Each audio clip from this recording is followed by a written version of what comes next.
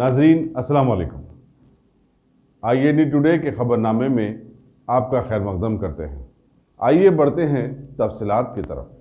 Police ने DGS के कायदीन अब्दुल माजिद, सलाउद्दीन अफ़ान और दूसरों को आज मुगलपरा में उनके दफ्तर पर उस वक्त नजरबंद कर दिया जबकि वो मस्जिद उजाले शाह सईदाबाद जा रहे थे। बताया जाता है कि मौलाना नसीरुद्दीन ने कश्मीर में मुसलमानों पर मुबैना मज़ालिम के खिलाफ आज दुआए ख़ुनूत नाज़िला का अहतमाम किया था। मौलाना नसीरुद्दीन को भी उनके घर पर नजरबंद कर दिया गया। बिस्मिल्लाहिर्रहमानिर्रहीम। मैं अमीर दरसगाह जहाद व शहादत और हमारे ज़िम्मेदार तंजीम दरसगाह जहाद व शहादत के ज़िम्मेदारों को आज हाउस अरेस्ट कर लिया गया यहाँ DGS ऑफिस में। इसकी वजह यह है कि जैसे मौलाना नसीरुद्दीन साहब सईदाबाद में कश्मीर के इशू पे क़ुनूत नाज़िला जो नमाज़ पढ़ी जाती है उस नमाज का अहतमाम किए थे, तो वहाँ पर जो है सो नहीं जाने के लिए अभी मालूम हुआ कि उनको भी जो है सो रोके हैं और दरसगाह जहाद व शहादत के ज़िम्मेदारों को भी यहाँ पर ऑफिस में हाउस अरेस्ट किए। इसकी मैं ख़तई कंडम करता हूँ ताकि जो इस जो पुलिस जो हरासमेंट कर रही ये लोगों को जो पुलिस जो रोकी हमको, उसके लिए मैं कंडम करता हूँ। शैतानिर्रजीम बिस्मिल्लाहिर्रहमानिर्रहीम। दरसगाह जहाद व शहादत की जानिब से हर इतवार को मरकज़ी दफ्तर पर इज्तिमा मुनक़िद किया जाता, जिसके अंदर एक रुकू कुरान पढ़ा जाता, हदीस की तिलावत की जाती और उसको गौर व खौर से समझने की कोशिश की जाती ताकि इसके ऊपर अमल करें। इसी तरह से आज भी दरसगाह जहाद व शहादत के मरकज़ी दफ्तर पर इज्तिमा मुनक़िद हुआ हमेशा की तरह, और अल्हम्दुलिल्लाह इज्तिमा मुकम्मिल होने के बाद इस ऑफ़िस को पुलिस ने घेर लिया। मुख्तलिफ़ PSC इंस्पेक्टर्स और कंसर्न ACP ये वजह नहीं बताए, सिर्फ रोके रखे। जब दरियाफ़्त किया गया कि हम बाहर निकलने की जब कोशिश किए तो रोका गया, फिर कहा गया कि आपको हम रोक रहे हैं। वजह दरियाफ़्त किए तो अभी तक भी कोई वजह नहीं बताया वो, लेकिन क्योंकि हमको मालूम है आज वहादत इस्लामी की जानिब से हज़रत उजाले शाह ईदगाह के अंदर जो 50 दिन से ज़्यादा कश्मीरियों पर जो जुल्म ज़्यादती हो रही है उस पर वो लोग क़ुनूत नाज़िला का अहतमाम कर रहे थे। वो वहाँ पर कोई ऐसी तायद नहीं कर रहे हैं कि पाकिस्तान किसी और का यानी कश्मीर किसी और का है, बल्कि कश्मीर हिंदुस्तान का अटूट हिस्सा है। बल्कि दरसगाह जहाद व शहादत का स्टैंड है ये कश्मीर हमारे को मिलना चाहिए, पाक अधिकृत कश्मीर हमारे को मिलना चाहिए, बल्कि वहाँ का जो मुल्क है वो भी हमारे अंदर आना चाहिए। ना सिर्फ ये बल्कि एक अखंड भारत बनाना चाहिए ताकि अदल इंसाफ कायम हो सके इस मुल्क के अंदर। लेकिन आज जो हाउस अरेस्टिंग किया गया है, यकीनन हम अखबारात के अंदर पढ़ते थे कश्मीर के अंदर ऐसे वाक़यात होते थे जिसको नज़रबंद किया जाता था, हाउस अरेस्ट किया जाता था। लेकिन आज शहर हैदराबाद के अंदर हम लोग को गिरफ़्तार करके बात वाज़ेह आ गई लोगों के अंदर कि इस तरह से भी हैदराबाद के अंदर हालात पैदा हो सकते हैं कि इनको भी हाउस अरेस्टिंग किया जा सकता है, नज़रबंद किया जा सकता है। दरसगाह जहाद व शहादत की जानिब से इस वाक़े की मज़म्मत करते हैं, कंडम करते हैं। क्या कसूर है? क्या मंजूरीन क्या कोई दुआ नहीं कर सकते? ज़ालिमीन क्या कोई बददुआ नहीं कर सकते? ये हमारा बुनियादी हक़ है, लेकिन इस हक़ से हमको रोका गया। लेकिन दरसगाह जहाद व शहादत कोई प्रोग्राम नहीं था। हाँ, मौलाना नसीरुद्दीन साहब का प्रोग्राम था वो, लेकिन उसके बावजूद हमें भी यहाँ पर गिरफ़्तार किया गया। सदर तंजीम, सेक्रेटरी सलाउद्दीन अफ़ान साहब, शाहनवाज़ खान साहब और मुझे रोका गया यहाँ पे। हम तमाम इस चीज़ की मज़म्मत करते हैं। आलमी यौम सेहत के मौके पर वज़ीर सेहत राजेंद्र ने अमराज खलब के बारे में अवामी शऊर की बेदारी के लिए मैराथन को आज नेकलेस रोड पर झंडी दिखाकर रवाना किया। इस मैराथन का उन्वान अच्छा दिल अच्छी सेहत रखा गया था। इस दौड़ में नौजवानों की बड़ी तादाद ने हिस्सा लिया। ये मैराथन 3 किलोमीटर, 5 किलोमीटर, 10 किलोमीटर और 21 किलोमीटर की थी। రాబోయే కాలంలో తెలంగాణ ఈ గుండె జబ్బులు లేని, కిడ్నీ జబ్బులు లేని, లివర్ ఖరాబ్ కానివ్వండి ఒక మంచి ఆరోగ్యవంతమైన తెలంగాణ కోసం ఇలాంటి రన్స్, ఇలాంటి యాక్టివిటీ దోహదపడుతుందని చెప్పి ఆశిస్తూ ప్రజలందరూ కూడా టెన్షన్ లెస్ జీవితం గడపాలని, జీవితంలో శ్రమను కూడా భాగంగా చూడాలని చెప్పి మనం చేస్తున్నాం।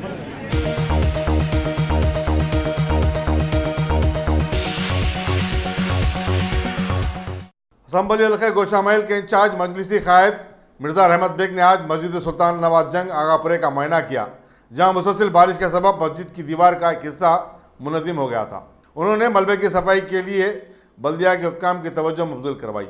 उनकी हमरा मजलिसी कारकुनों की बड़ी तादाद भी थी। सदर मोहतरम नक़ीब मिल्लत अलहाज बैरिस्टर असदुद्दीन ओवैसी साहब की हिदायत के ऊपर मैं सुल्तान नवाज जंग ग्रेयाट और मस्जिद के पास जो कब्रिस्तान की दीवार जो शदीद बारिश की वजह से जो आधी दीवार गिर गई है, सदर मोहतरम की हिदायत के ऊपर मैं यहाँ पर आया हूँ।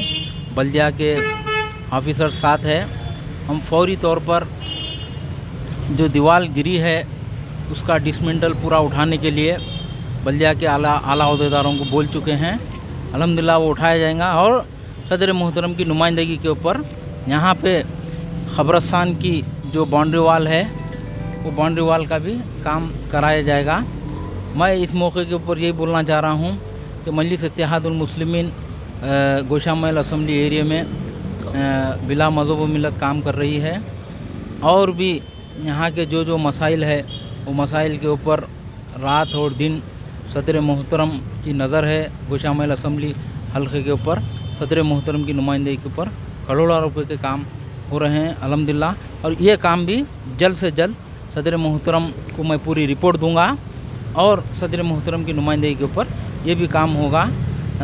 और इस मौके के ऊपर मैं यहाँ के जो ज़िम्मेदारान हैं वो लोग को भी बोलना चाह रहा हूँ कि ये दीवार गिरे तक किसी को वहाँ पर जाने मत दीजिए। कल दीवार पूरी निकाल दी जाएगी, उसके बाद उसका काम कैसा करवाना है काम करवाया जाएगा।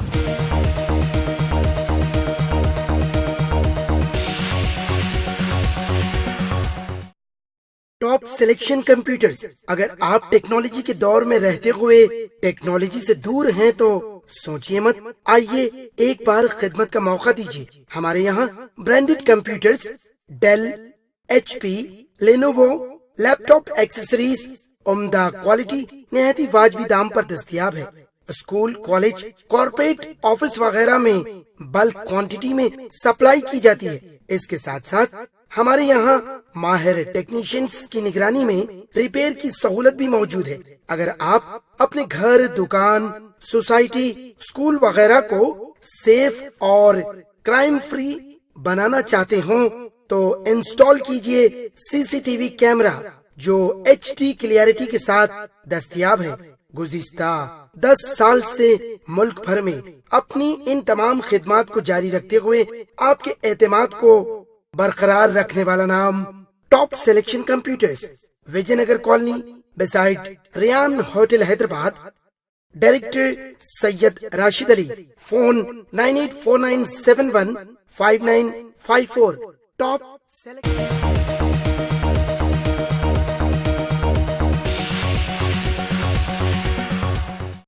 वज़ीर लेबर सैयद मल्ला रेड्डी ने जिले मेडचल के घटकेसर मंडल में कई तरक्याती कामों का आज इफ्तिताह किया। इनमें पार्क, CC रोड और डंपिंग यार्ड शामिल हैं।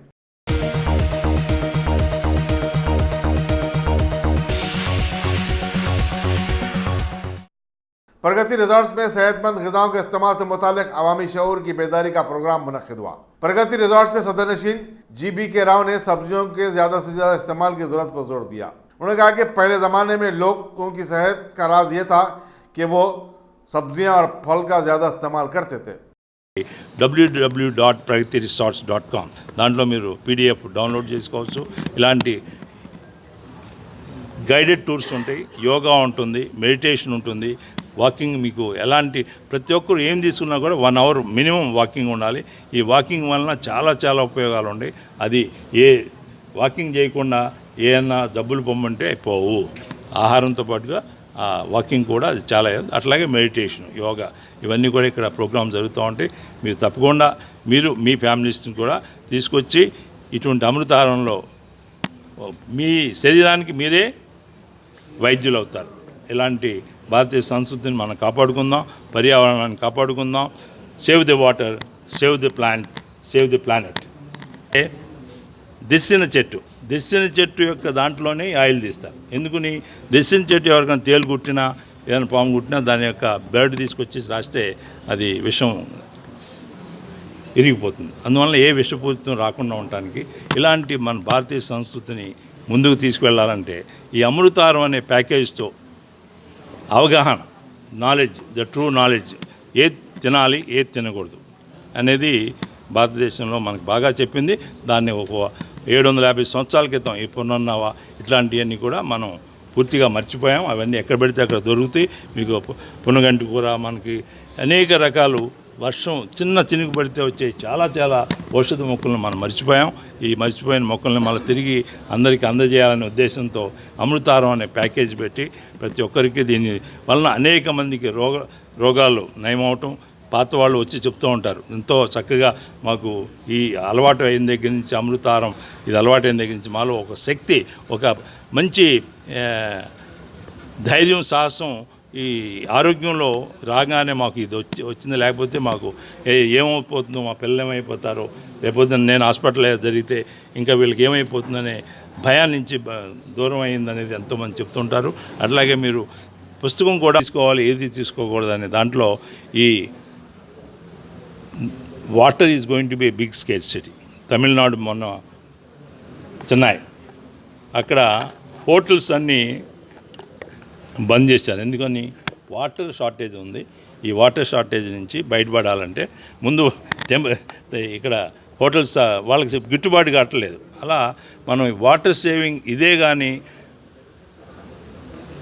ప్యాడీ కల్టివేట్ చేస్తే కేజీ రైస్ కావాలంటే 8,000 లీటర్స్, అదే మిల్లెట్స్కి 300 లీటర్స్, అదే మీకు గోధుమలకి 12,000 లీటర్స్, అదే మీకు మాంసం, అదే కేజీ మాంసం తీసుకోవాలంటే టేబుల్ మీదకి 50,000 లీటర్స్.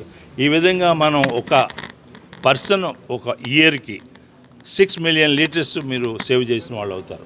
ఎందుకంటే గొప్పదేముంది, మనం భారతీయ సంస్కృతిలో ప్రతిదానికి మనకు వాటర్ గురించి కానీ మనం సేవింగ్ టైమ్స్.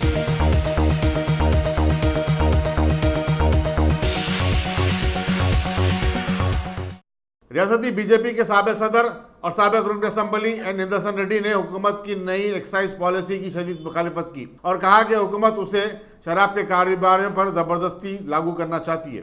पार्टी ऑफिस में एक प्रेस कॉन्फ्रेंस से खिताब करते हुए निदर्शन रेड्डी ने कहा कि इस पॉलिसी के पीछे 5,000 करोड़ रुपए का स्कैंडल है और हुक्मरान पार्टी को फायदा होने वाला है। उन्होंने कहा कि शराब की दुकानात वाले हुकूमत की पॉलिसी के खिलाफ बतौर एहतजाज अपने लाइसेंस रिन्यूअल नहीं करवा रहे, मगर हुकूमत उन दुकानदारों के खिलाफ केसेस बुक करने की धमकी दे रही है।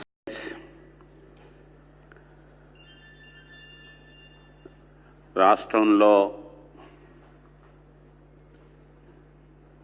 మన ముఖ్యమంత్రి గారు కొత్తగా 5,000 కోట్ల రూపాయలకి 5,000 కోట్ల కుంభకోణానికి తెరలేపుతున్నారు. రాష్ట్రంలో ఉన్నటువంటి ప్రభుత్వ వ్యవస్థలన్నింటినీ కూడా ధ్వంసం చేసి తద్వారా తనకు తన వారికి ఏ రకంగా లబ్ధి కలుగుతుంది అనేటువంటి ఆలోచన తప్ప, ఏకైక లక్ష్యం తప్ప ఇంకోటి కాదు. ఈరోజు ప్రతి డిపార్ట్మెంట్కి ఒక ప్రణాళిక ఉంటుంది. యూనివర్సిటీస్ ఉన్నాయనంటే ప్రతి 3 సంవత్సరాలకి వీసీ ఉంటారు, కొత్తగా వీసీని మారుస్తూ ఉండాలి. దానికి కావాల్సినటువంటి ప్రిపరేషన్స్ ఉంటాయి, ఎగ్జామ్స్ ఉంటాయి. ఇంటర్మీడియట్ బోర్డు ఉందనంటే ప్రతి సంవత్సరం సిలబసు, ఎగ్జామ్స్, రిజల్ట్స్ ఉంటాయి. వ్యవసాయం ఉంది అనంటే సంవత్సరంలో విత్తనాలు, ఎరువులు, ధరలు, ఈ రకమైనటువంటిది ఉంటుంది. దానికి అనుగుణంగా చేయాలి. అదేవిధంగా రాష్ట్రానికి బంగారు బాతు లాంటి ఇన్కమ్ ఇచ్చేటువంటిది ఎక్సైజ్ డిపార్ట్మెంట్. ఈ ఎక్సైజ్ డిపార్ట్మెంట్లో పాలసీ అనేటువంటిది ప్రతి 2 సంవత్సరాలకి ఒక పాలసీ ప్రభుత్వం నిర్ణయిస్తుంది, దాని ప్రకారం వెళ్తుంది.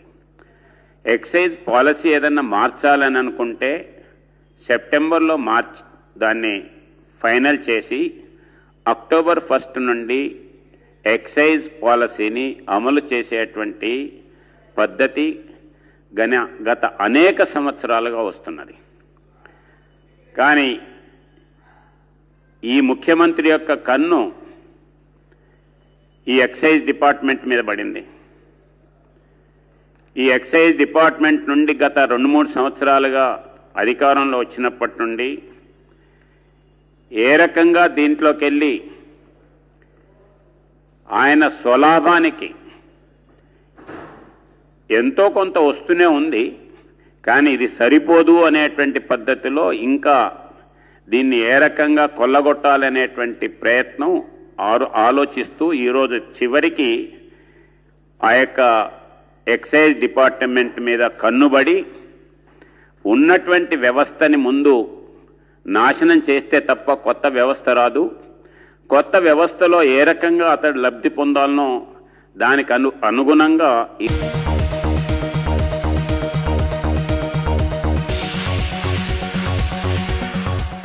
तेलुगु देशम पार्टी ने हुजूरनगर असम्बली के ज़िमनी इंतखाबात में हिस्सा लेने का फैसला किया है। सदर रियासती तेलुगु देशम LV रमना ने ये बात बताई। उन्होंने मुकामी खातून पार्टी लीडर किरण माई को पार्टी उम्मीदवार बनाने का भी ऐलान किया। RTC के मुलाजिमीन की मुख्तलिफ यूनियनों ने अपने मुतालबात की यकसुई के लिए 5 अक्टूबर से गैर मुअन्ना मुद्दत की भूख हड़ताल शुरू करने का ऐलान किया है। दशहरे के ऐन मौके पर हड़ताल से आवाम को सख्त मसाइब का सामना करना पड़ेगा। यूनियन के लीडरों ने कहा कि वो अपने मुतालबात की यकसुई तक हड़ताल किसी भी कीमत पर वापस नहीं लेंगे। मरकजी रूहियत कमेटी हैदराबाद दक्खन ने ऐलान किया है कि माह सफरुल मुजफ्फर का चांद नजर नहीं आया, लिहाजा पीर 30 सितंबर को 30 मुहर्रम होगी, 1 अक्टूबर को 1 सफर होगी।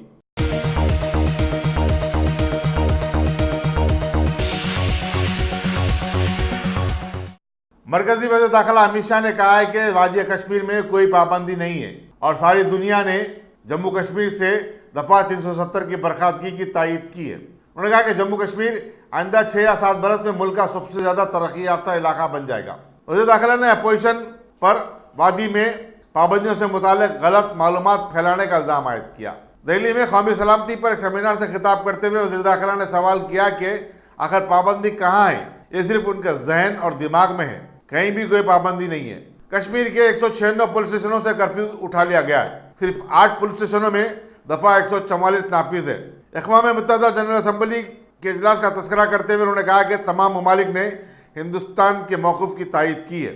7 दिन तक दुनिया के तमाम लीडर न्यूयॉर्क में जमा थे, लेकिन किसी ने भी कश्मीर का मसला नहीं उठाया और ये वज़ीर आज़म की सबसे बड़ी सिफारती कामयाबी है। वज़ीर दाखिला ने कहा कि जम्मू कश्मीर में 3 दहाकों की इंतहा पसंदी के दौरान 41,800 अफराद मारे गए। किसी ने भी उस वक्त इंसानी हुकूक की खिलाफ वर्जियों का सवाल नहीं उठाया। कई लोग बेवा हो गए, कई यतीम हो गए। उन्होंने कहा कि चंद दिनों के लिए मोबाइल फ़ोन सर्विस मुनक़ता करने पर हंगामा खड़ा किया गया है। फ़ोन कनेक्शन का ना होना इंसानी हुकूक की खिलाफ वर्जी में नहीं आता। अमित शाह ने कहा कि गुज़िश्ता 2 माह के दौरान 10,000 नए लैंडलाइन कनेक्शन दिए गए और 6,000 से ज़ायद PCO कायम किए गए।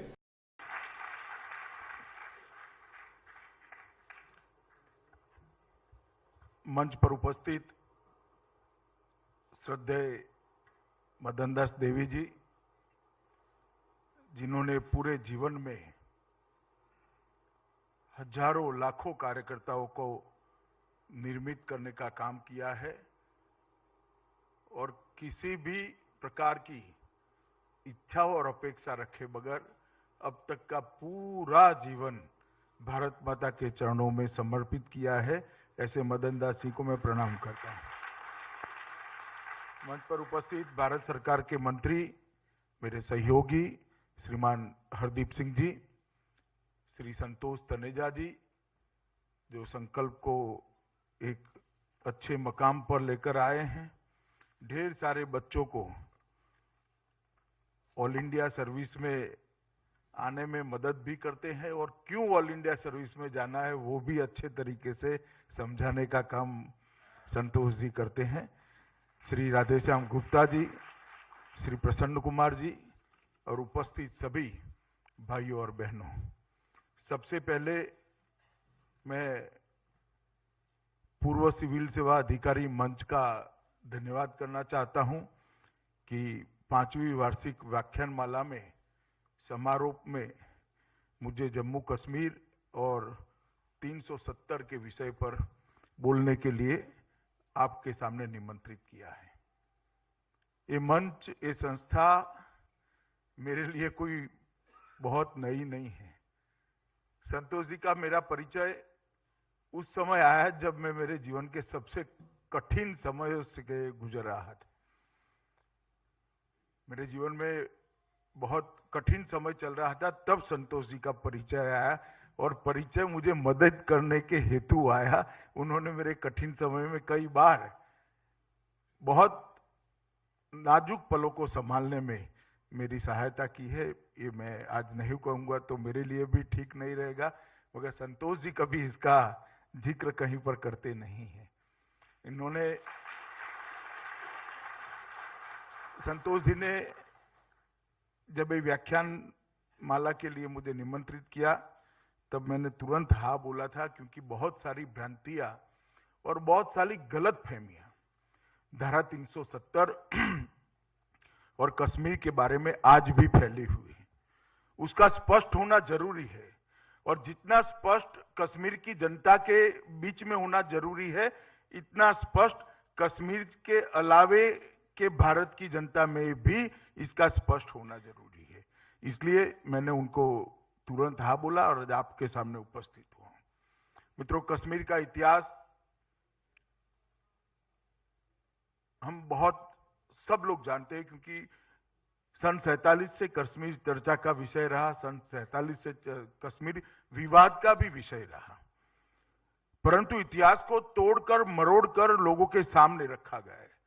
कभी सच्ची बात रखी नहीं गई है, क्योंकि जिनकी गलतियां थी उनके जिम्मे ही इतिहास लिखने की जिम्मेदारी आ गई, तो उन्होंने अपनी गलतियों को सील्ड कर कर जनता के सामने रखने का काम किया है। और मैं मानता हूं समय आ गया है कि इतिहास सच्चा लिखा जाए, इतिहास की जानकारी सच्ची जनता के सामने रखी जाए। देश आजाद हुआ, आजादी के वक्त कांग्रेस पार्टी अंग्रेज सरकार से नेगोशिएशन करती थी, अन्य दल भी थे, मगर मुख्यत्वे कांग्रेस पार्टी आजादी के बारे में गवर्नर जनरल से बातचीत करती थी, और उसमें तय हुआ, देश दुनिया भर के आजादी के जितने भी इतिहास, इसमें कभी नहीं हुआ कि आजादी के पूर्ववत स्थिति ला दी जाए, मगर उसमें तय हुआ कि हम भारत को आजाद तो कर देंगे, मगर 631 खंडों में करेंगे, क्योंकि पहले 631 रियासतें थी। सिर्फ इंग्लैंड की पार्लियामेंट एक रिजोल्यूशन करके 630 रियासतों को मर्ज कर कर अखंड भारत हमें एक ताकत पर रखकर दे सकती थी, मगर वो नहीं हुआ। नेगोशिएशन भी नहीं किया, मांग भी नहीं की गई, और 630 रियासतों में बटा हुआ भारत आजाद हुआ। सबसे पहले जब देश आजाद होता है तो इसके सामने सुरक्षा के प्रश्न होते हैं, संविधान बनाने के प्रश्न होते हैं, अपनी सिविल सर्विस को, सेवाओं को ठीक ठाक करने के प्रश्न होते हैं, जनता को सच्ची बातें बताने के प्रश्न होते हैं। हमारे सर पर सबसे बड़ा प्रश्न आ गया 630 रियासतों को एक कैसे करना, क्योंकि 630 स्वतंत्र अलग अलग राज्य एक संघ के अंदर समाहित करना और अखंड भारत बनाना, ये हमारे लिए बहुत बड़ा चैलेंज का काम है। और आज मैं बहुत आदर और भाव के साथ देश के प्रथम गृह मंत्री लौह पुरुष सरदार पटेल को प्रणाम कर कर ये बात कहना चाहता हूं कि अगर वो न होते तो ये काम कभी नहीं। जो अल्प जीवन का काल उनका बचा था आजादी के वक्त, उसका क्षण क्षण और अपनी बिगड़ती हुई सेहत की जरा भी चिंता करे बगैर सरदार पटेल ने एक एक क्षण मेहनत कर कर रियासतों को जोड़ने के लिए जान लगा दी, और एक के बाद एक रियासतें उनकी ही कुनेह का परिणाम था, उनकी ही सूझबूझ का परिणाम था, उनकी ही दृढ़ता का परिणाम था कि 630 रियासतें आज एक देश के रूप में दुनिया के अंदर अस्तित्व रखती हैं। करने वालों ने तो कोई कसर नहीं छोड़ा था कि देश बिखर जाए, देश खंड खंड हो जाए, मगर ये चाल को विफल करने का काम सरदार पटेल ने किया और ये 630 रियासतें एक हो गई। हैदराबाद और जूनागढ़ का किस्सा हमें मालूम है। पाकिस्तान के साथ जुड़ने का उन्होंने प्रस्ताव बनाया, जूनागढ़ के अंदर आरजी हुकूमत बनी, सत्याग्रह कर कर जूनागढ़ के नवाब को भागना पड़ा, हैदराबाद के अंदर पुलिस एक्शन लेना पड़ा, सब करा हमने, मगर जूनागढ़ और हैदराबाद भी अंततोगत्वा भारत का हिस्सा बने। 630 रियासतें सरदार पटेल देखते थे, एक रियासत प्रधानमंत्री जी का ऑफिस देखता था और वो जम्मू कश्मीर था। 630 रियासतें को एक करने में कोई दिक्कत नहीं आई। जम्मू कश्मीर को अटूट रूप से, अखंड रूप से भारत के साथ जोड़ने में 5 अगस्त 2019 तक का समय लग गया। एक ही रियासत का काम प्रधानमंत्री जवाहरलाल नेहरू को। और इसके इतिहास में जाना पड़ेगा। 1930 से ही वहां के महाराजा के खिलाफ मुस्लिम कॉन्फ्रेंस एक पार्टी थी जिसको शेख अब्दुल्ला लीड करते थे।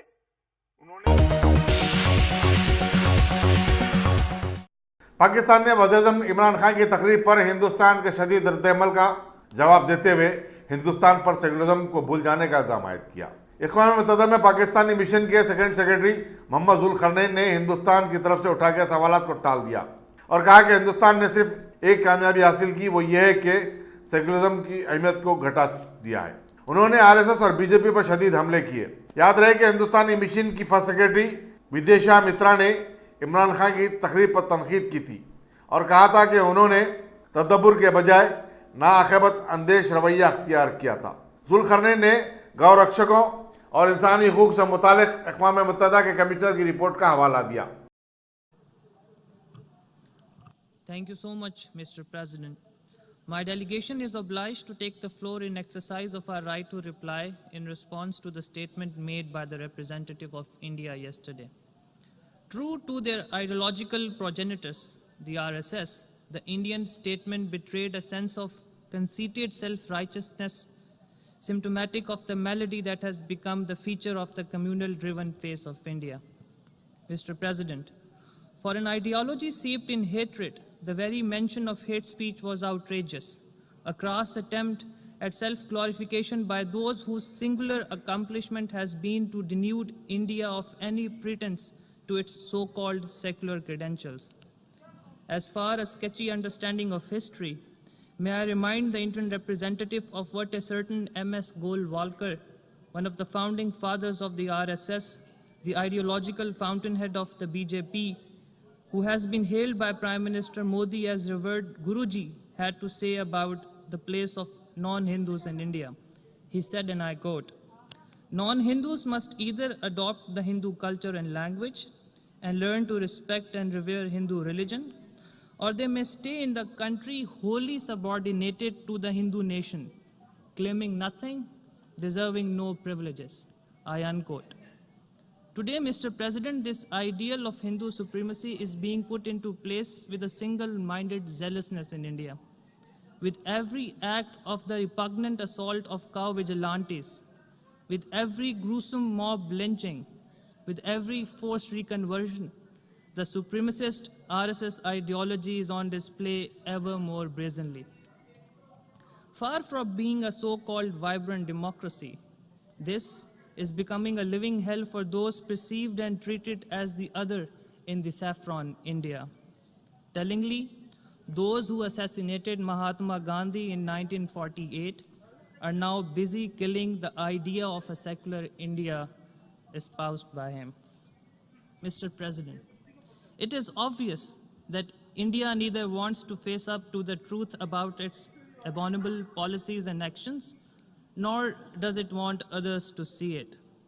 When my Prime Minister spoke here yesterday, he put a spotlight on what Indian government has been desperately trying to hide from the world, both in terms of its indefensible actions against the people of Kashmir.